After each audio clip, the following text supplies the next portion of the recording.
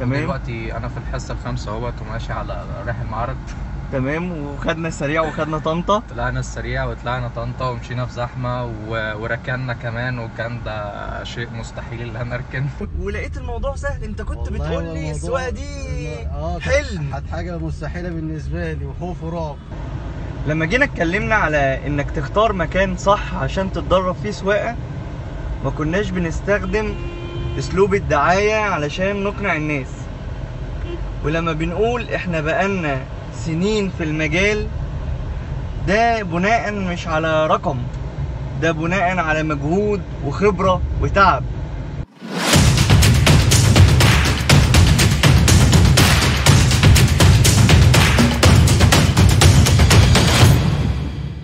كله تمام؟ كله تمام الحمد لله. انت عرفتنا ازاي الاول؟ انا عرفتك من على جوجل وفيسبوك. تمام. طيب انت حضرتك ما كانش عندك يعني اي تفاصيل نهائي عن السواقه، ابتدينا مع بعض واحده ولا الهوا، وما كنتش متخيل حته انك انت تسوق في 5 حصص دي. لا لا لا طبعا. اللي هو الكلام اللي انا بسمعه ده اكيد في حاجه غلط، صح كده؟ لا غلط طبعا. انت اتعلمت معانا ايه؟ اتعلمت السواقه، امسك الطريق صح مظبوط. كنت بسمع كلام من بره. انا كان لي اخ مثلا ان هو مثلا يجي مثلا قدم في سواقه او كده، بس مش هنا في مصر. السواق اللي هو تبعه كان الكوتش بتاعه كان بيدربه بطريقه وحشه، يعني كان بيتكلموا كده بطريقه كده يعني انا مش بحبها. انما هنا لقيت حاجه تانية خالص. لقيت هنا الهدوء، لقيت الممارسه بالراحه واحده واحده، صح كده؟ صح. الركنه كانت بالنسبه لك اللي هو لا بقى انا لو انا بقيت بسوق كويس الركنه دي بالنسبه لي هتبقى صعبه. طبعا. لما احنا جربنا الركنه بقى لقيتها صعبه؟ اه طبعا. لقيت الموضوع جميل جدا ولذيذ جدا، صح؟ طبعا. انت دلوقتي في شارع البحر اهوت وفي عز الزحمه، صح كده؟ صح. تنصح الناس بايه؟ انصح الناس اللي عاوز يتعلم يجي يتعلم مع شركه درافت. تسلم لي يا رب. طيب حاسس انك انت تقدر كده خلاص انك انت تاخد عربيه مع الكوتش مؤمن. الواحد قلبه جامد الحمد لله يعني. تسلم يا رب. ربنا كوتش مؤمن. تسلم يا رب، تسلم يا رب. شرفنا جدا بحضرتك وبالريفيو الجميل ده. تمام. ونتمنى لك التوفيق يا رب، ونشوفك بقى على عربيتك ان شاء الله ان شاء الله. ماشي، باي باي. شكرا. معانا مستر احمد عبد الدايم. ازيك يا مستر؟ ازيك يا فندم؟ عامل ايه؟ ازيك يا كابتن مؤمن؟ الحمد لله. ايه الاخبار؟ والله تمام الحمد لله. بتقول انك انت متابعنا بقالك 3-4 سنين. والله فعلا. واول ما جيت قررت انك انت تنزل مصر ما ترددتش انك تكلمني. اكيد. طب انت لقيت بقى اللي انت بتقول عليه ده ولا لقيت الكلام ده اي كلام وخلاص كده؟ لا يا فندم والله يعني كل اللي انت سمعناه عنكم وشفناه عنكم يعني حقيقه والله. تمام. يعني انت لقيت فعلا الحاجات اللي انت شفتها عندنا وجربت واستوعبت ولقيت الموضوع سهل. انت كنت بتقول لي السواقه دي حلم. كانت حاجه مستحيله بالنسبه لي وخوف ورعب. تمام. دلوقتي الدنيا عاديه والتوك توك قطع علينا اهوت مفيش خوف ولا في قلق خلاص، وماشيين على الطريق السريع اهوت وحاجه حلوه خالص يعني.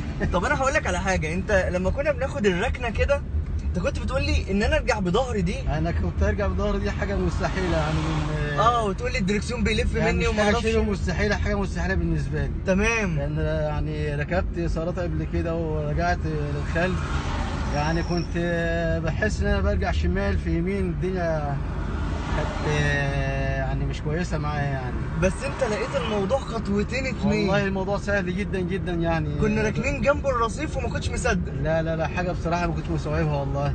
حاجه بسيطه جدا وسهله جدا، بس الفضل يعني كابتن مؤمن. مفيش اي فضل، مفيش اي فضل. مؤسسه دريفت تعليم القياده يعني حاجه كويسه وحاجه مشرفه والله. تمام. وانا بقى يعني اي حد بصراحه يعني عايز يتعلم قياده انا انصحه ان هو يتوجه لدريفت، يتواصل مع كابتن مؤمن او اي كابتن في المؤسسه بتاعتهم. ناس محترمين وناس مؤدبين. تسلم. ويعني التعليم عندهم يعني سهل وبسيط وبيعلمك بالراحه يعني. ومن ضمن الاشياء الكويسه ان هو بيعلمك الاداه اللي بتتعلم عليها، يعني مش امسك طاره وامشي على طول، لا بتبقى فاهم يعني ايه عربيه، يعني ايه سواقه، يعني ايه اتحكم في العربيه هتمشي ازاي، هتطلع ازاي، ايه اللي بيتحكم في حركه السياره، جميل، السرعه، الحاجات ديت.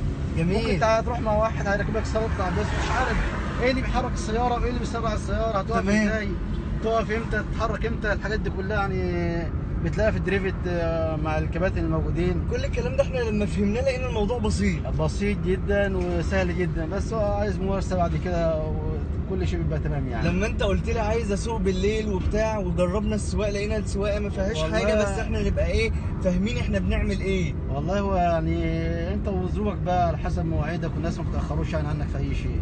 احنا شرفنا بحضرتك كتير شرف لنا جميل. شرف لنا كابتن مؤمن والله. تمام. معانا ومعاكم مستر محمد صقر، ومعاكم كابتن مؤمن الجزار من فريق دريفت لتعليم قيادة السيارات مانوال واوتوماتيك بطنطا. ازيك يا مستر محمد؟ الله يسلمك يا اسمه. عامل ايه؟ الحمد لله تمام. اخبارك ايه؟ زي الفل. بص بقى احنا عايزين نسألك اسئلة صغيرة قوي. تمام. يعني اول سؤال، انتوا اخترتونا ازاي؟ الفكره كلها اللي انا كنت محتار اللي انا اختار مكتب تعليم سواقه كويس. تمام. بس شفت حضرتك اسلوب حضرتك اونلاين على الفيديوهات. تمام. ودي ميزه كويسه لمكتب دريفت. تمام. فاشتركت انا وصاحبي. تمام. دلوقتي انا في الحصه الخامسه اهوت وماشي على رايح المعرض. تمام. وخدنا السريع وخدنا طنطا. طلعنا السريع وطلعنا طنطا ومشينا في زحمه وركننا كمان، وكان ده شيء مستحيل اللي انا اركن.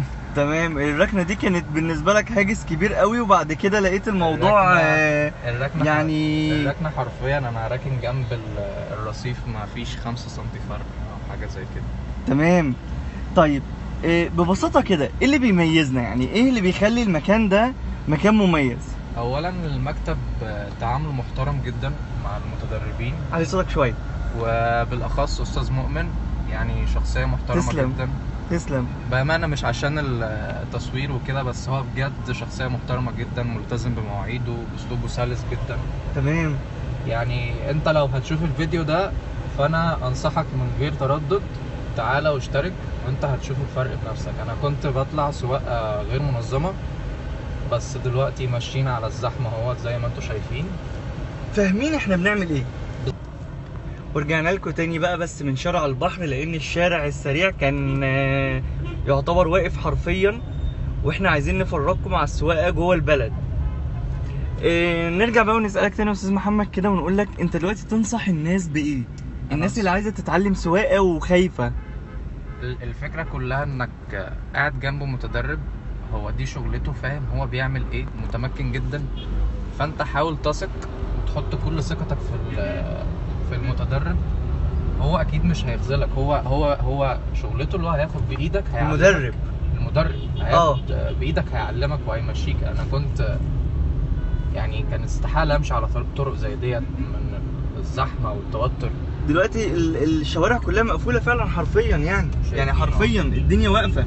تمام. وده البحر الرئيسي اصلا، فدي حاجه كويسه جدا، ودي ميزه جدا للاستاذ مؤمن ان هو حاول يمتص التوتر من المتدرب سواء مني او من صاحبي. فانا بشكره جدا وبشكر مكتب دريفت ان اتاح لي الفرصه ديت ان انا اتعلم. يعني احنا اللي متشكرين ليك جدا جدا جدا يا مستر، وتشرفنا جدا جدا بحضرتك. اكيد ده شرف ليا والله يا استاذ مؤمن بجد. يعني تقول للناس باي باي. باي باي من شارع البحر.